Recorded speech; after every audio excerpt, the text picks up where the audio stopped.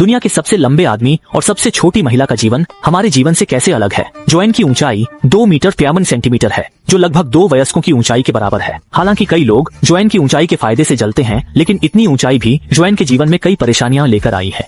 क्या तुम्हारी कोई गर्लफ्रेंड है? नहीं। आज जुड़वा भाई ने जोएन को एक दिन बिताने के लिए खास तौर पर बुलाया है, ताकि देखें कि दुनिया के सबसे लंबे आदमी का जीवन कैसा होता है, और इसके साथ ही उनके लिए 10 गतिविधियां भी तैयार की गई है। आखिर में हमें दुनिया की सबसे छोटी महिला से जोएन का परिचय कराना है, ताकि देखें कि उनके बीच का अंतर कितना बड़ा है। जोएन की असामान्य ऊंचाई भले ही कई लोगों को आकर्षित करती है, लेकिन इतनी ऊंचाई ने उसके घुटनों पर बहुत दबाव डाला है, जिससे उसे साधारण चलने में भी संतुलन बनाए रखना मुश्किल हो जाता है। सबसे पहले चलिए पहले गतिविधि से शुरू करते हैं, जो है स्नान। हम सामान्य लोग जो बाथटब का उपयोग करते हैं, जोएन उसे बहुत छोटा मानता है। यहाँ तक कि बगल का शॉवर भी उसे आरामदायक नहीं लगता। जोएन की इतनी ऊंचाई का कारण एक दुर्लभ बीमारी है, जिससे उसके शरीर में वृद्धि हार्मोन की अधिकता होती है। केवल छत पर लगे स्प्रे हेड की मदद से जोएन मुश्किल से सीधे खड़े हो पाता है, और अगर वह आराम से स्नान करना चाहता है तो शायद केवल बाहर का स्विमिंग पूल ही उसकी जरूरतों को पूरा कर सकता है।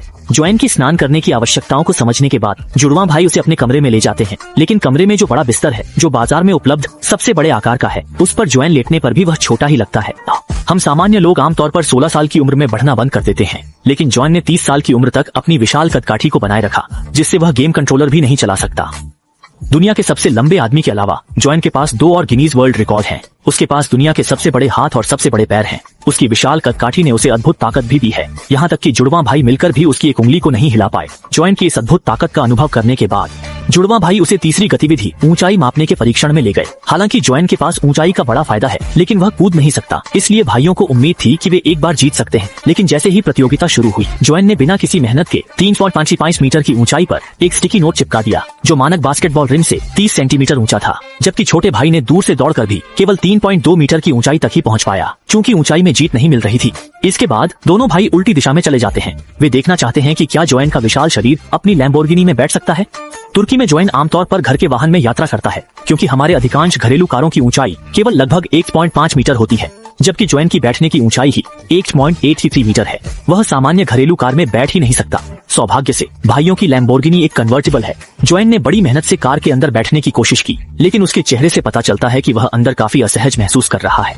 अब हम 5वीं गतिविधि बास्केटबॉल मैच पर पहुंच गए हैं। NBA बास्केटबॉल खिलाड़ियों की औसत ऊंचाई 1 मीटर 98 सेंटीमीटर है, जबकि जोएन की ऊंचाई 2 मीटर 33 सेंटीमीटर है। पेशेवर खिलाड़ियों के सामने भी जोएन को ऊंचाई का बड़ा फायदा है, और जब बात शौकिया खिलाड़ियों की हो तो वह बिना कूदे ही बास्केट में गेंद डाल सकता है। अगर नियम उसे विरोधी की बास्केट के नीचे खड़े होने की अनुमति देते तो शायद उसके विरोधी पूरे मैच में एक भी अंक नहीं बना पाते, लेकिन नियमों के अनुसार वह 3 सेकंड से अधिक समय तक बास्केट के नीचे खड़ा नहीं रह सकता। हालांकि जोएन की गति बहुत अच्छी नहीं है और उसकी सामान्य शारीरिक गतिविधि भी कम है, लेकिन उसकी खाने की मात्रा बेहद बड़ी है।